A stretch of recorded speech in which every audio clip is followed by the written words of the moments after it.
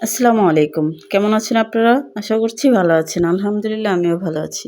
চলে এসেছি ভিডিও নিয়ে আজকের।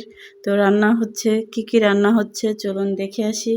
এই তো আমার নিজের গাছের পুঁইশাক দিয়ে, আলু দিয়ে, ট্যাংরা মাছ দিয়ে মাখো একটা ঝোল করব।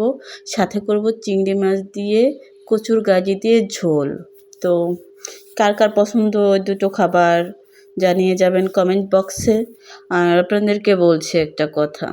আপনারা এই যে আমার ভিডিওটা দেখেন, ভিডিওটা অন করেন, ভালোই ভিউ হয়।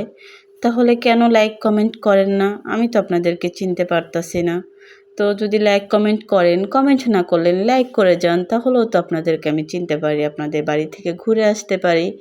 তো দ্রুত যান, লাইক করেন, কমেন্ট করেন এবং যদি মনে চায় যে ভিডিওটা একটু ভালো লেগেছে একটা শেয়ার করেই দেয়া যায়, তাহলে শেয়ারটাও করে দিতে পারেন।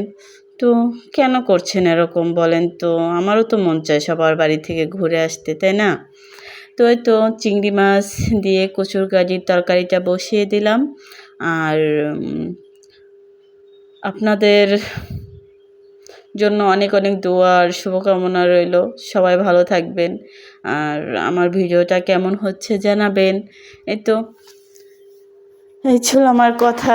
আপনাদের কাছে এটাই ছিল চাওয়া। তো আপনারা তো কেউ চাওয়াগুলো পূরণ করবেনই না।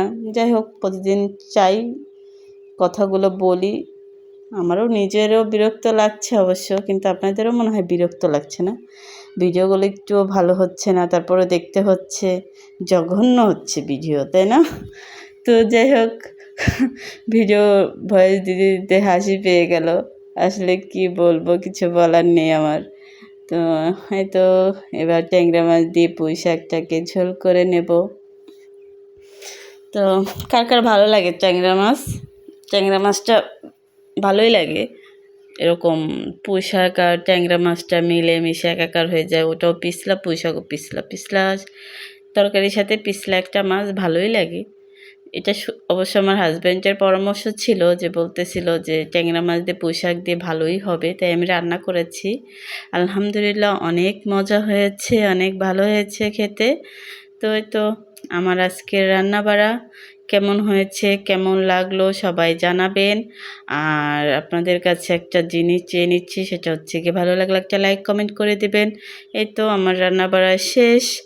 আর পাশে থাকবেন, একটু সাপোর্ট করবেন। আর সবাই ভালো থাকবেন। আল্লাহ হাফেজ।